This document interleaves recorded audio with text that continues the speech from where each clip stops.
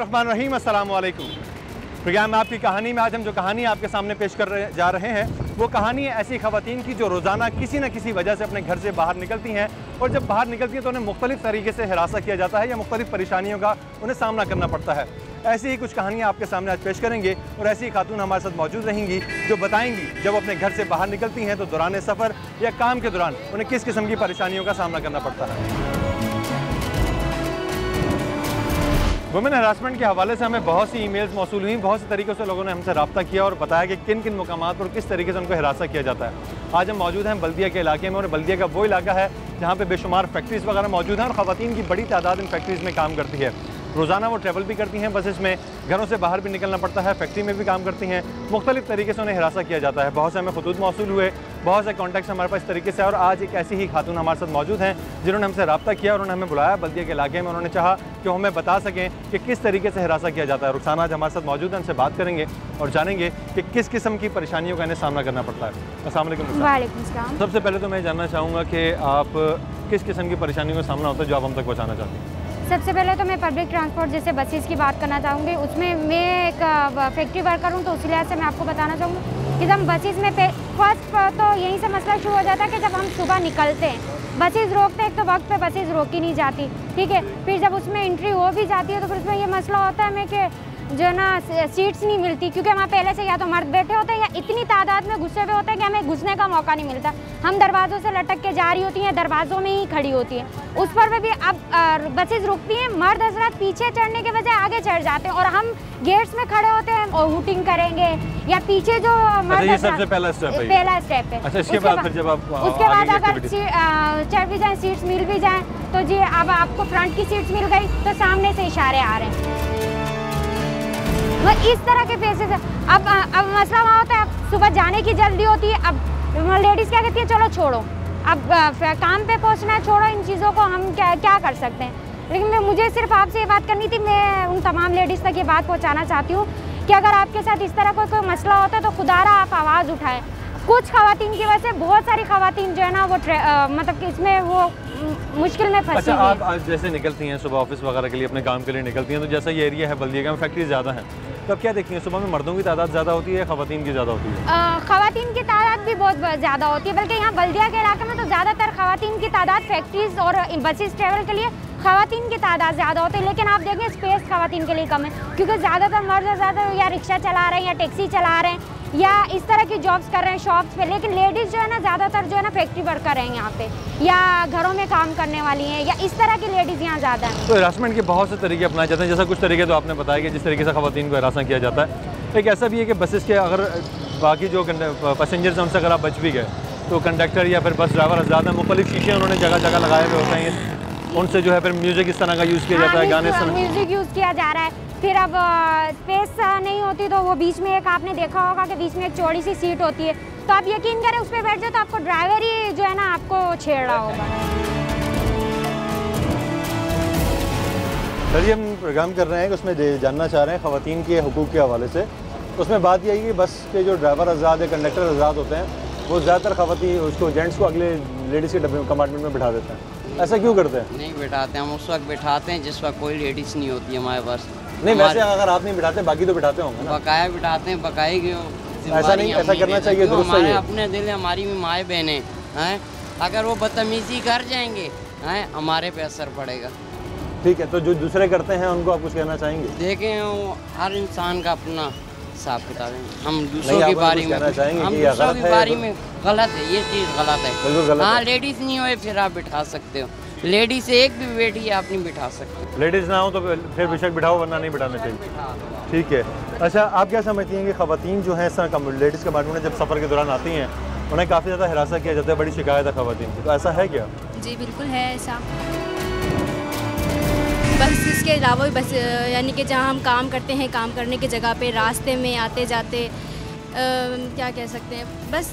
अच्छा, अभी क्या समझते, कोई मखसूस तबका है जो इस तरह ख़वातीन को हिरासा करता है या तमाम तरह मर्दों की जानिब से किया जाता है? मखसूस तबका तो नहीं कह सकते, हाँ यहाँ तालीम की कमी को हम रह सकते हैं, जहाँ लोगों को शऊर नहीं है वहाँ पर ये सब कुछ होता है। लेकिन अगर जहाँ पे तालीम याफ्ता लोग होते हैं वहाँ पर इस तरह की चीज़ें ज़्यादा दिखने में नहीं आती।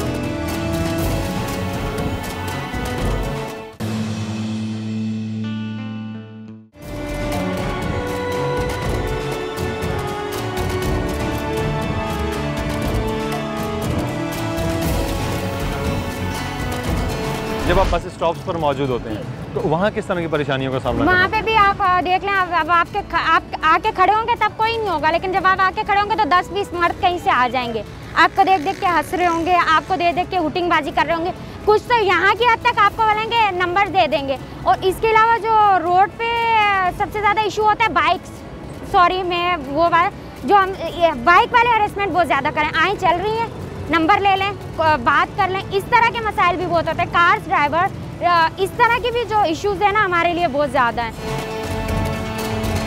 कि हम रोड पे खड़े हैं तो कार्स ड्राइवर आए बैठे हैं, हम आपको लिफ्ट दे देते हैं, नंबर ले लें, नंबर दे दें, चल रही हैं। इस तरह की जो हरेसमेंट है ना ये बहुत ज़्यादा है और हमारे माशरे में ये अवेयरनेस होनी चाहिए कि अगर इस तरह की हरेसमेंट हो तो हम क्या करें। और जब आप अपनी काम की जगह पर पहुँचते हैं, जहाँ पे फैक्ट्री है या कोई भी इदारा जहाँ पर आप काम करते हैं, तो वहाँ किस तरह की हरेसमेंट का सामना करना पड़ता है? वहाँ अब सबसे पहले तो जो सुपरवाइजर्स वगैरह होते हैं, मैं आपको फैक्ट्री का शो करूँ, सबसे पहले तो वही इस कोशिश में लगे होते हैं किसी न किसी तरह आपकी जो है ना उनके साथ जो है ना बातचीत हो जाए। इस वक्त हमारे माशरे में कितनी खवातीन हैं जिस तरह काम करती हैं और इस तरह की हरासमेंट का सामना मेरे करना? ख्याल में तो 95% तो है डेफिनेटली, कोई 5% वो भी वो लेडीज़ जो मतलब किसी पोश एरियाज़ में वर्क कर रही हैं, सिर्फ उनके साथ प्रॉब्लम्स उनके साथ भी वहाँ होती है, वहाँ थोड़ी ये कि वो थोड़ी कॉन्फिडेंट होती हैं इसलिए वो फाइट कर लेती हैं। लेकिन जो हमारे जैसी मतलब के लोकल एरियाज़ की लेडीज़ होती है वो पहले तो शिकायत इसलिए नहीं करती कि घर के हालात ख़राब हो जाएंगे, नहीं।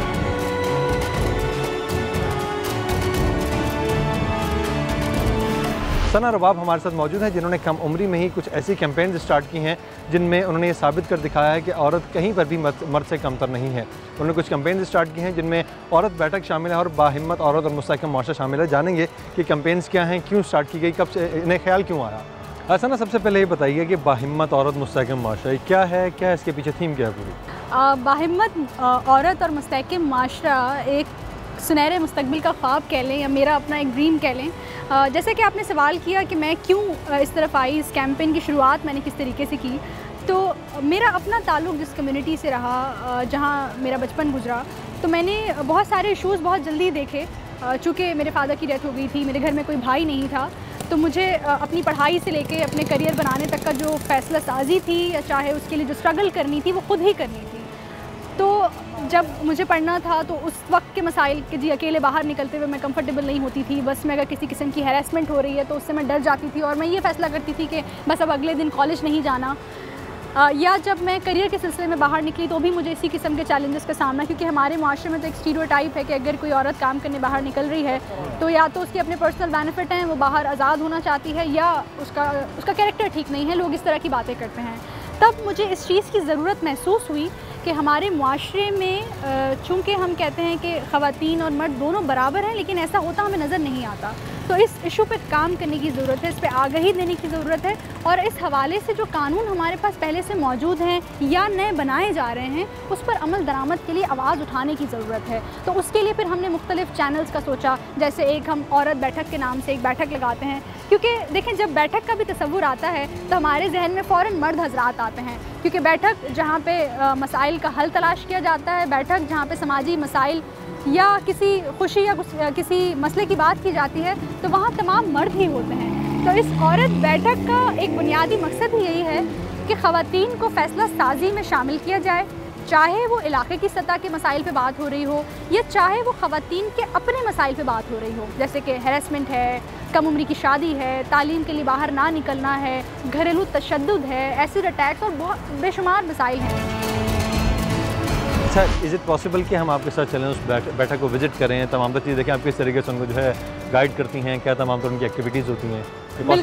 बिल्कुल पॉसिबल है। आप चलें हमारे साथ, हम आपको अपनी औरत बैठक के एक सेशन में लेके चलते हैं।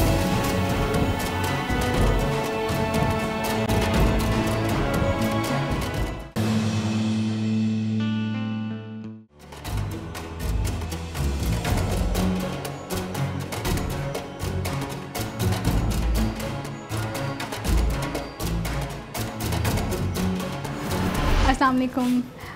आइए हम आपको दिखाते हैं हमारी औरत बैठक कि हम किस तरीके से इन ख़वातीन के साथ बैठते हैं, काम करते हैं। ठीक है, तो ये आपकी बैठक है जहाँ तमाम तर ख़वातीन आती हैं? जी बिल्कुल ऐसा ही है। अच्छा, आज मैं अकेली नहीं आई हूँ, हमारे साथ आज जो हैं वो डॉन न्यूज़ से बिलाल भी आए हैं और बिलाल जो हैं वो देखने आए हैं कि हम कैसे काम करते हैं, हम औरत बैठक में क्या करते हैं। और आप लोग के तो इल्म है ही कि औरत बैठक की जब हम बात करते हैं तो इससे पहले जब बैठक का नाम आता था तो वही ख़्याल जहन में आता था कि बैठक यानी कि घर के मर्द, इलाके के मर्द वही फ़ैसला करेंगे चाहे कोई भी मसला हो। कि चूँकि हम कहते हैं कि ख़वातीन हर मैदान में मर्दों के शाना बशाना है, तो फ़ैसला साजी में भी बिलाल इनका किरदार जो है वो शाना बशाना ही होना चाहिए। तो यहाँ हम मुख्तलिफ़ मसाइल पे बात करते हैं। औरतों के जो मसाइल हैं, चाहे वो कम उम्री की शादी हो, वो यहाँ से तालीम हासिल करने के लिए जो रुकावटें हैं उस पर बात हो, वहाँ आपकी ज़िंदगी का जो एक इम्पॉर्टेंट फ़ैसला होता है जिसे हम कहते हैं कि शादी का फ़ैसला, उसमें ख़वातीन की हक़ राय दही ना होना। या बहुत सी ऐसी चीज़ें होती हैं जिसमें ख़वातीन का होना, उनके मर्ज़ी का शामिल होना बहुत ज़रूरी होता है। बिल्कुल, इवन इलाके के भी कुछ ऐसे मसाइल होते हैं जिस पे ख़वातीन का बात करना और उनकी राय देना।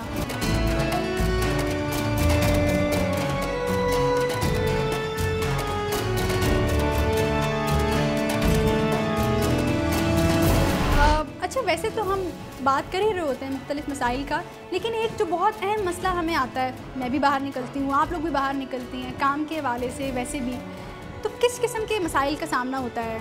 क्या हम कंफर्टेबल होते हैं बाहर जाते हुए? क्या मसाइल का सामना होता है, कुछ बताएं, आज इसी पे बात करते हैं। पहले तो हमारे घर वाले ही राज़ी नहीं होते बाहर निकलने पर, तो सबसे पहले घर से परेशानी शुरू होती है। तो जैसे जैसे करके हम घर से बाहर निकलते हैं तो गाड़ी में पहले तो स्टाफ भी पहुँचते हैं, तो सुबह सुबह तो गाड़ी में इतनी, जहाँ लेडीज़ की जगह जेंट्स खड़े होते हैं।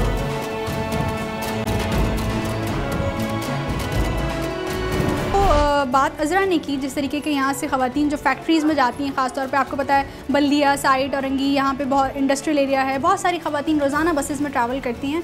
तो जहाँ पर इसके लीगल चैनल्स हैं कि जी आप जो है वो सूबाई मोहतसिब के पास जाके अपनी कंप्लेन कर सकते हैं, आप रिपोर्ट कर सकते हैं इन केसेस को, जिसके लिए जुर्माना भी है और सज़ा भी है। अब तो ये कानून है ना कि जिनसी तौर पर हिरासा करना जो है ख़वातीन को वो एक जुर्म है और इसके लिए जुर्माना भी है और सज़ा भी है। तो कंप्लेन का अक्सर ये सिलसिला भी होता है कि जैसे हमारे पास जब ये कंप्लेंट्स आना शुरू हुई कि ख़वातीन जो स्पेशली सुबह बस में ट्रैवल करती हैं उन्हें यहाँ पे मसाइल का सामना होता है, तो फिर हमने इस सिलसिले में ये किया कि यहाँ जो बल्दिया और औरंगी में जो ट्रैफिक वार्डन्स होते हैं उनके साथ हमने सेंसिटाइजेशन सेशंस किए। हम उन्होंने बताया कि जी कि आपकी ड्यूटी है कि अगर कोई खातून बस में ट्रैवल करते हुए ख़ुद को सेफ़ महसूस नहीं कर रही तो ये आपका काम है देखना कि जो लेडीज़ कंपार्टमेंट है वहाँ मर्द क्यों सफ़र करते हैं। एक तो वैसे ही बहुत छोटा सा लेडीज़ कंपार्टमेंट है हमारी बसेज़ में, उसमें भी हमें बिल्कुल दीवार से लगाया जाता है। पब्लिक प्लेसेस हों, सफ़र के दौरान हो या फिर जहाँ काम करती हैं वो जगह हैं जहाँ पर उन्हें हिरासा किया जाता है, इस बारे में बात करने के लिए हमारे साथ महराज रहमान साहब हमारे साथ मौजूद हैं। औरत फाउंडेशन से इनका ताल्लुक़ है, इनसे बात करेंगे ख़वातीन के हुकूक़ के हवाले से। अस्सलाम वालेकुम। वालेकुम। सबसे पहले तो मैं जानना चाहूँगा कि औरतों की हिरासमेंट के हवाले से, ख़वातीन की हिरासमेंट के हवाले से हमारे मुल्क में आपने क्या देखा, रेशो क्या है, किस हद तक जो है ख़वातीन को हिरास किया जाता है, किन किन मकामात पर किया जाता है? मैं समझती हूँ कि एक बहुत पुराना मसला है, लेकिन जैसे तरक्की के अमल में आप आगे बढ़ते हैं तो ये तवक्को होती है कि आपके ये मसाइल हल हो जाएंगे, लेकिन पाकिस्तान में बदकिस्मती से ये नहीं हुआ। ज़ाहिर है कि इन चीज़ों के मनफी असरात पड़े और फिर जितनी सेहतमंद एक्टिविटीज़ थी माशरे में, स्पोर्ट्स देखें, स्पोर्ट्स एक सेहतमंद कौम के लिए कितनी ज़रूरी हैं, लेकिन आप तो शायद पैदा नहीं होंगे या बच्चे होंगे जब ज़ियाउल हक़ के दौर में जब स्पोर्ट्स पे पाबंदी लगी तो औरतों के क्रिकेट खेलने पे, औरतों के दूसरी स्पोर्ट्स पे पाबंदी लग गई, तो माशरे में जो एक सेहतमंद कल्चर होता है या जो सेहतमंद रवैये होते हैं उनको स्टेट के लेवल पे ख़त्म किया गया।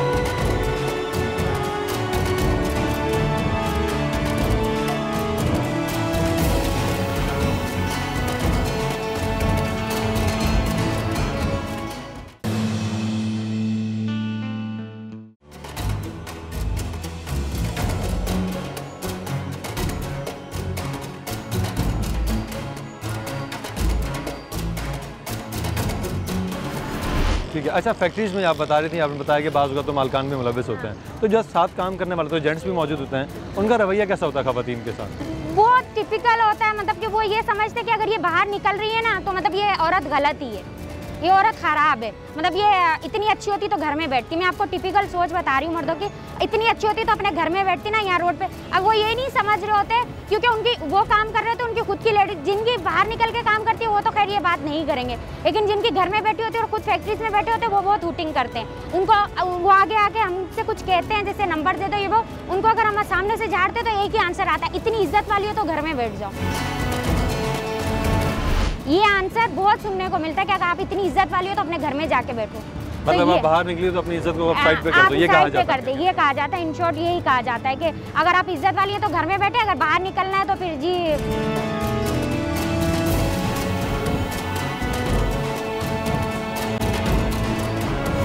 सबा, आपने एज अ चाइल्ड एक्टिविस्ट जब काम स्टार्ट किया तो कहते हैं कि हर चीज़ के पीछे कहीं ना कहीं से कुछ सोच आने की वजह बनती है।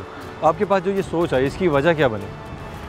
इसकी वजह यही बनी कि ख़ुद जिन मसाइल का सामना था एज ए चाइल्ड एक्टिविस्ट भी, या फिर जब आप ट्रांसफॉर्म होते हैं, आप यूथ की उम्र में जाते हैं, आप विमेन की उम्र में जाते हैं, तो मुझे ख़ुद जिन मसाइल का सामना था तो मुझे लगा कि मैं ख़ुद तो किसी ना किसी तरह स्ट्रगल करके तालीम भी हासिल कर सकती हूँ और करियर भी बना रही हूँ, लेकिन जो मेरे इलाके की बाकी ख़वातीन हैं, जो यंग लड़कियाँ हैं, जो पढ़ना चाहती हैं पर नहीं पढ़ सकती, जो काम करना चाहती हैं पर नहीं कर सकती, डर जाती हैं, हालात का मुकाबला नहीं कर सकती, तो वो एक मोटिवेशन थी और यही एक रीज़न था कि फिर मैंने अपने पैशन को ही अपना करियर, अपनी पढ़ाई भी उसी से रिलेट कर ली और यही एक मोटिव है अब मेरी लाइफ का। ठीक है, आपने अपने पैशन को ही तमाम तर चीज़ों में, अपनी ज़िंदगी में तमाम तर हिस्सा उसी का है आपकी कि आपने वुमेंस के लिए काम करना है।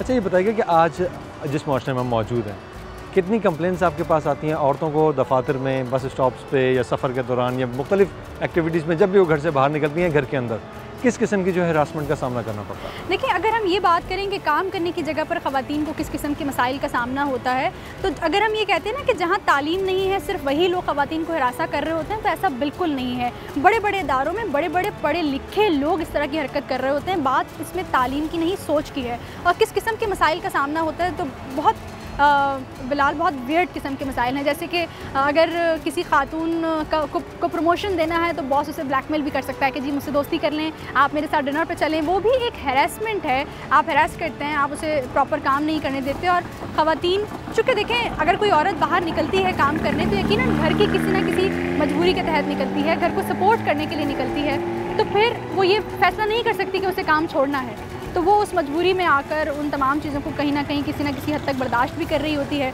और यही वजह है कि मसाइल बढ़ते भी, क्योंकि हम औरतें ही आवाज़ नहीं उठा रही होती। तो इसी तरह के मसाइल का सामना होता है। जैसे कि आम तौर पर हम फैक्ट्रीज़ में देखते हैं कि फैक्ट्रीज़ में जो सुपरवाइज़र्स होते हैं उनके बारे में अक्सर देखा गया है कि वो ख़वातीन को हरास कर रहे होते हैं।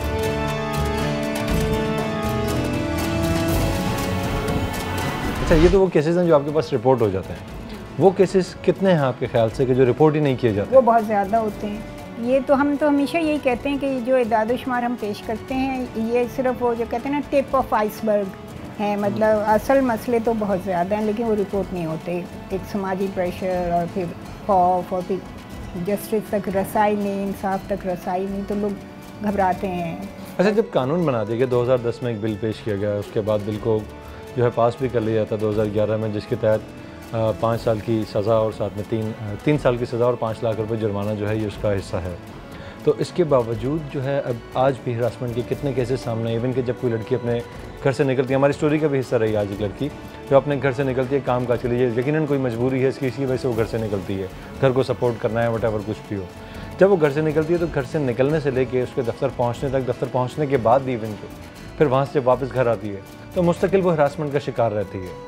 क्यों है? तमाम तर बिल पास हो जाने के बावजूद, जो इनकी सज़ाएँ हैं वो मुंतखब कर देने के बावजूद स्टिल अभी मौजूद है। क्या वजह इसकी है? देखिए, कानून की अपनी एक अहमियत है, उससे हम इनकार नहीं कर सकते, इसीलिए हम कोशिश करते हैं कि कवानीन बने। लेकिन सिर्फ कानून बनने से ये चीज़ें चेंज नहीं होती, क्योंकि एक देखिए पूरी एक बच्चे की जो तालीम और तरबियत घर में उसे कैसा माहौल मिला, उसकी तरबियत कैसी हुई, उसकी तालीम कैसी हुई, वो बाहर निकल के कैसे बिहेव करेगा, ये बहुत से फैक्टर्स पे डिपेंड करता है। और हमारे यहाँ जैसे कि मैंने कहा, क्योंकि औरतों को एक बना दिया गया है, क्या ना चाहिए, ममनुआ मौजू समझ लें या कुछ के वो, तो उसके नतीजे में और फिर ये कि हम पिदरसरी माशरे रहे।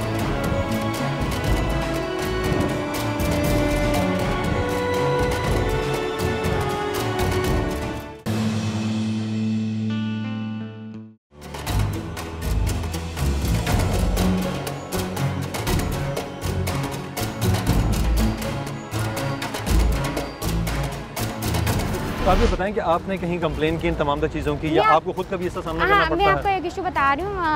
एक दफ़ा बसेस में तो डेफिनेटली होता ही रहता है, जाहिर सी बात है, अच्छे लोग भी मौजूद होते हैं वो, लेकिन एक दफ़ा बस स्टॉप पे मैं खड़ी थी तो जैसे फैक्ट्री वाला, तो एक बाइक वाले आए और कहने लगे चल रही हैं, तो मैंने उनसे कहा कि आप वेट करें। तो मैंने देखा आप पुलिस वार्डन एक खड़े हुए थे, ट्रैफिक वार्डन, तो मैंने उनसे कहा, मैंने बोला सर आप प्लीज़ 1 मिनट इधर आएंगे, तो उन्होंने फ़ौरन बाइक स्टार्ट की और वो भाग गए। तो ये अगर आप देखें कि इस तरह का कोई मसला हो रहा है, आप करीब देखें, अगर कोई भी नहीं है, पुलिस वार्डन नहीं है या ट्रैफिक वार्डन नहीं है, कोई भी नहीं है, तो उसका बेस्ट हल ये है कि आप पब्लिक को इकट्ठा कर लें, शोर मचाएंगे कोई भी आपको तंग नहीं करेगा।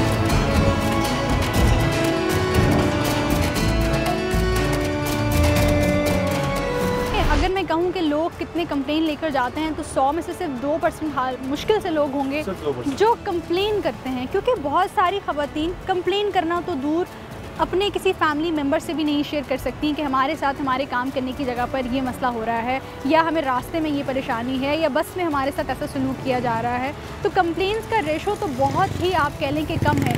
दूसरा जो हमारे यहाँ एक बहुत बड़ा अलमिया है वो ये है कि देखें, जब हम किसी मसले की बात करते हैं और हमारे जहन में सबसे पहला जो इदारा आता है जहाँ हम कहते हैं कि हम अपनी कंप्लेन लेके जाएं, वो एक अगर पुलिस स्टेशन आता है तो बड़े अफसोस के साथ कहना पड़ता है कि हमारे जो पुलिस स्टेशन हैं वो फ़ीमेल फ्रेंडली नहीं हैं।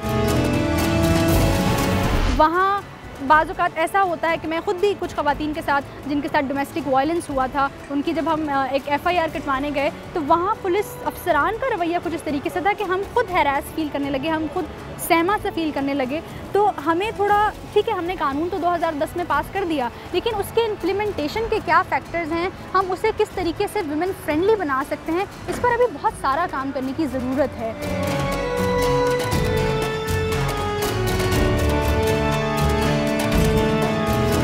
मैं लड़कियों से ये कहना चाहूँगी कि अपने अंदर खुद एतमादी पैदा करें, और जब उनके साथ अगर ऐसा कोई वाक़या पेश आए तो वो छुपाएं नहीं, अपने घर वालों से को फ़ौरन बताएं, और फिर ऐसे अदारों से मदद लें जो बने इसीलिए हैं कि इस तरह के वाक़यात की सूरत में वो मदद करें। जैसे आप ये ओम्बड्समैन के पास जाएँ, किसी NGO के पास जाएँ, या मीडिया को बताएँ, तो फिर वो खुद ही जो कल्प्रेट है वो खुद ही चोर बन जाएगा और उसी को शर्मिंदगी उठानी पड़ेगी। लेकिन अभी तक तो इसके बरक्स ही होता है। तो अपने अंदर हिम्मत पैदा करें, खुद एतमादी पैदा करें, और डट जाएं गलत बात के आगे, डर के चुप ना हो जाएं, सहम नहीं जाएं, बल्कि आप आवाज़ उठाएं कि आपके साथ ज़्यादती हुई है और उसको सज़ा दिलवाएं।